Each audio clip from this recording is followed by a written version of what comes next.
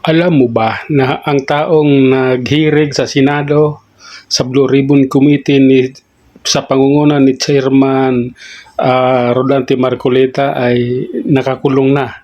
Pati si Mike Defensor Santiago, sila ay nakakulong na. Yung mga nagsiwalat ng katotohanan, pinakulong na ni Marcos. Pero yung magnanakaw, yung nasa Malacanang, si Romualdez at yung mga congressman, layang-laya sila. Baliktad talagang panahon ngayon kung sino yung nagsabi ng totoo, sila yung nakukulong, yung mga magnanakaw, sila yung malaya. Mag-ingat tayo, hindi dapat ganitong pangyayari. INC, ano masasabi nyo rito?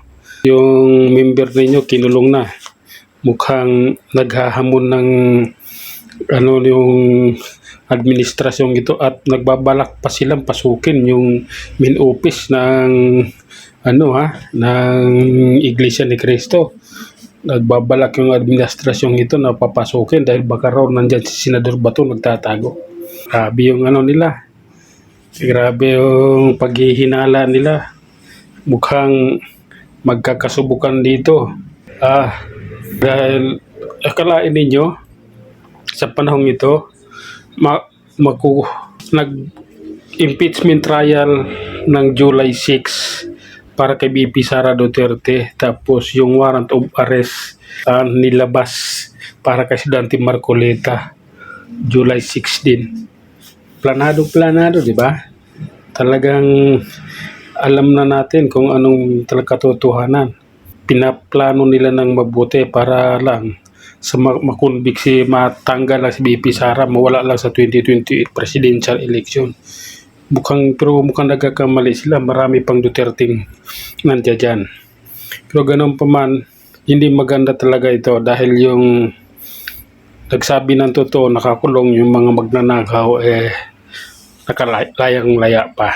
Pero ang taong bayan nagbabantay, nakaabang, alam ng taong bayan kung ano yung katotohanan. Kaya bukas makalawa, malalaman natin yan kung ano talaga. Pero ang hindi maganda talaga rito, nauna pa kaming nakulong kaysa sa mga totoong nagnakaw sa kaban ng bayan. Yan ang nakapost na nakita natin sa social media at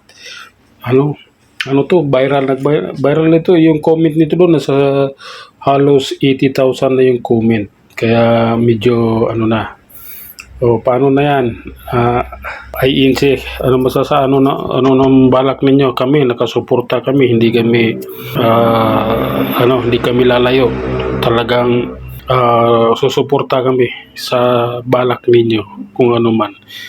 Pero yung kasong ito, alam kong madidismiss din ito. Yun lang muna, hanggang sa muli. Maraming salamat.